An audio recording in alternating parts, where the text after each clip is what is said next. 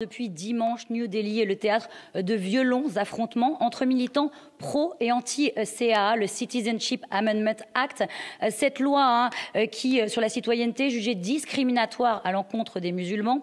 Je le répète, ce texte, il vise à régulariser les réfugiés qui ont fui leur pays pour des raisons religieuses, mais 3 pays, le Pakistan, l'Afghanistan et le Bangladesh, à condition qu'ils ne soient pas musulmans. Alors ces violences, elles ont atteint leur apogée hier soir dans plusieurs quartiers musulmans où des commerces, des maisons, des rues entières ont été incendiées, saccagées. Une violence digne de certaines zones, certains terrains de conflit. On dénombre plusieurs victimes, des dizaines et des dizaines de blessés. Et les autorités, hier, elles ont durci le ton en faisant entrer en vigueur dans tout le nord-est de la capitale la section 144 du Code de la procédure pénale qui interdit tout rassemblement de plus de 4 personnes. Et si aujourd'hui le chef de la police a affirmé que la situation était sous contrôle, la capitale, elle reste sous tension. Alors, est-ce que le président américain va aborder, durant cette visite présidentielle officielle, ces récentes violences religieuses? C'est en tout cas ce qu'a affirmé l'un des membres de son équipe. Mais pour le moment, le sujet n'a pas été abordé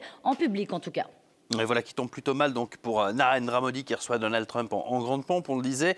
Comment se déroule la visite en Inde du président des États-Unis? Donald Trump est arrivé dans la capitale cette fois pour des discussions commerciales.